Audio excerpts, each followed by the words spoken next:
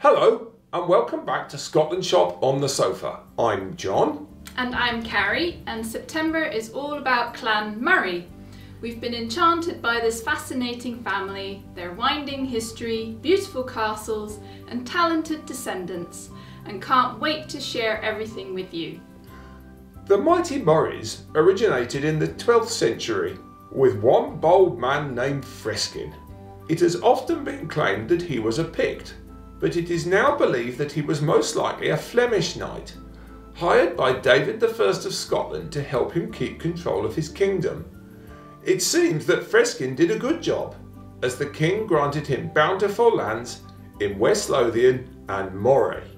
He encouraged his sons to adopt the surname de Moravia, meaning from Moray, to solidify their ownership of the local land.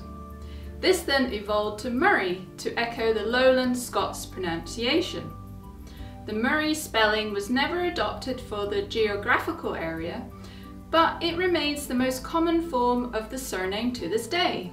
Freskin's descendants inherited his daring and striving nature, and countless branches of the family set up across vast swathes of Scotland, acquiring numerous more territories. One of the clan's most striking territorial gains occurred in 1600 when Sir David Moray was awarded the lands of Scone in Perthshire by James VI and given the title Lord Scone and later Viscount of Stormont. These lands included the stunning Scone Palace. The site had originally housed an early Christian church, then an Augustinian priory before becoming one of Clan Moray's grand homes. The clan added extensively to the already magnificent building. In 1802, David William Moray, the 3rd Earl of Mansfield, hired renowned architect William Atkinson to enlarge Scone.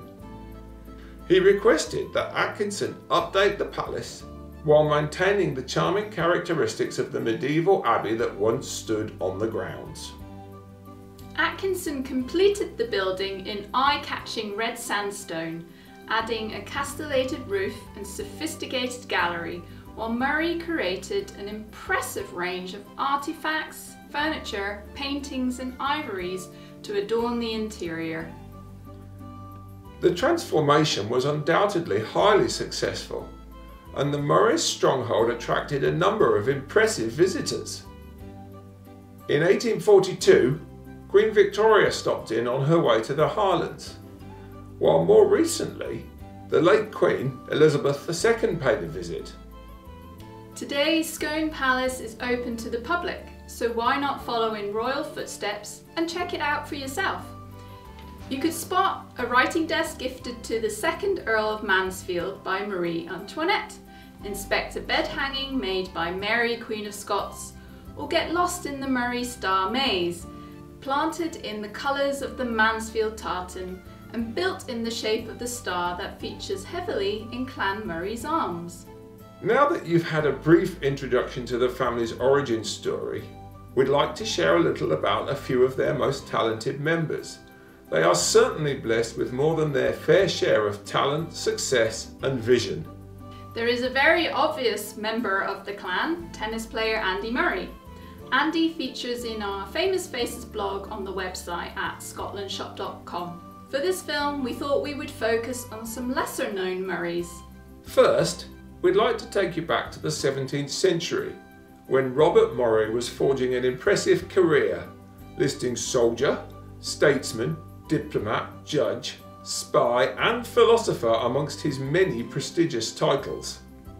Moray was born in the early 1600s to Sir Mungo Moray of Craigie and counted numerous esteemed names as his relatives, including one uncle who had supposedly worked closely with Henry Frederick, Prince of Wales.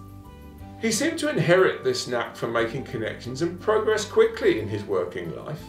In 1633, he joined the Garde Écossaise, a regiment of King Louis XIII of France's army, and soon caught the eye of the prominent Cardinal de Richelieu.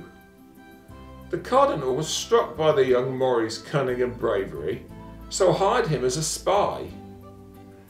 He excelled so impressively that it wasn't long until he was promoted to the role of Lieutenant Colonel.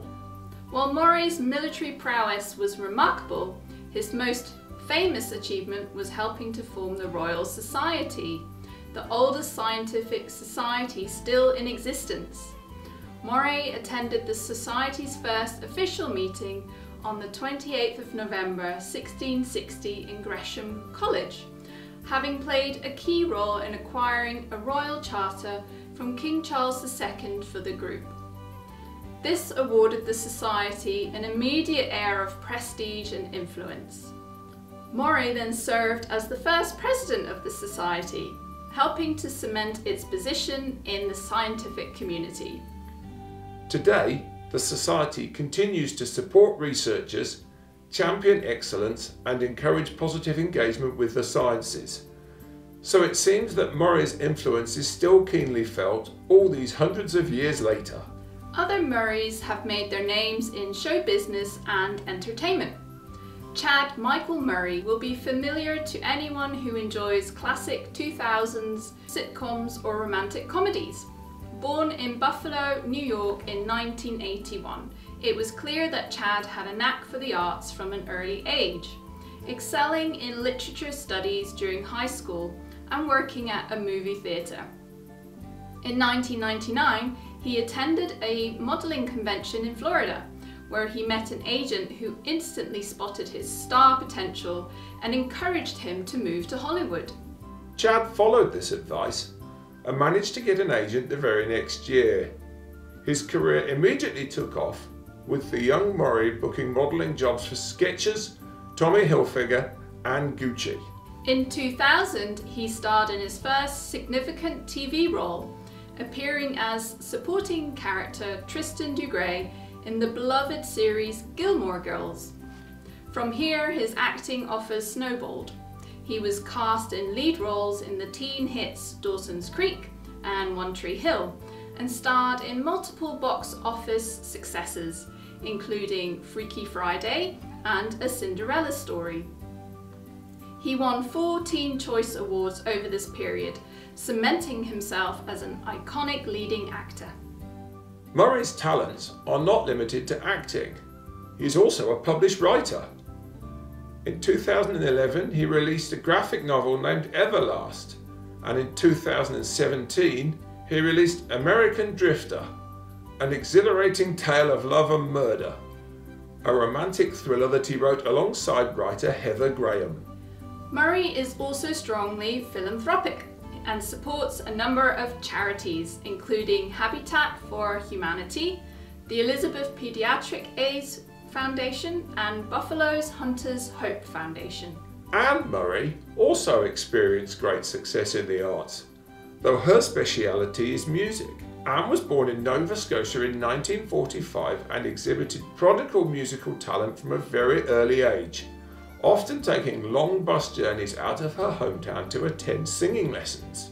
The young Moray initially decided to take a more traditional career path, studying physical education at the University of New Brunswick in 1966, before going on to teach PE at a high school in Summerside, Prince Edward Island. Even while pursuing this, she could not completely leave music behind. In 1965, Moray took part in a university project to create a record, singing 2 songs, Unchained Melody and Little Bit of Soap.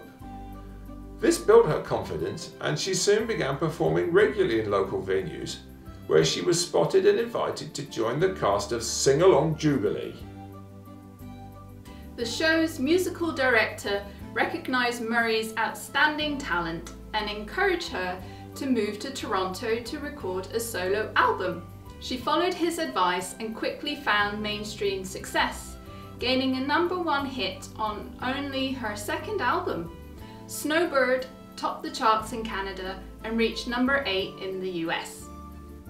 From there on, her career went from strength to strength, and she enjoyed many more hit singles, including Danny's Song, A Little Good News, A Love Song, and You Needed Me.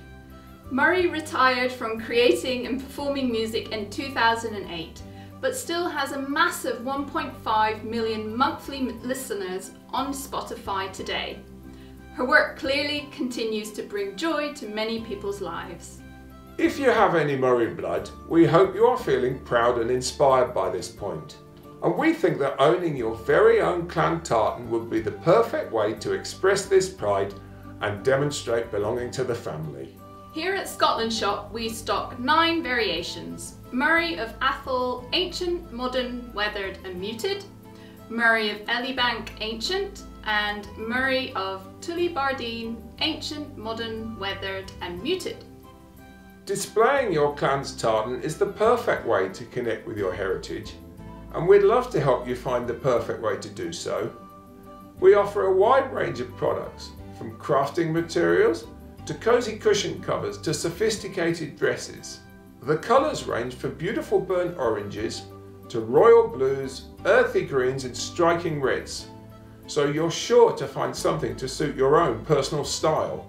With that, we have unfortunately run out of time in this episode of ScotlandShop on the Sofa. Feel free to get in touch if you think we've missed any essential information or simply to share any thoughts. We'd love to hear from you. We hope you have enjoyed listening and learning about the mighty Clan Moray. If you would like to discover more, head over to our Clan Moray page, read our blogs and subscribe to our YouTube channel.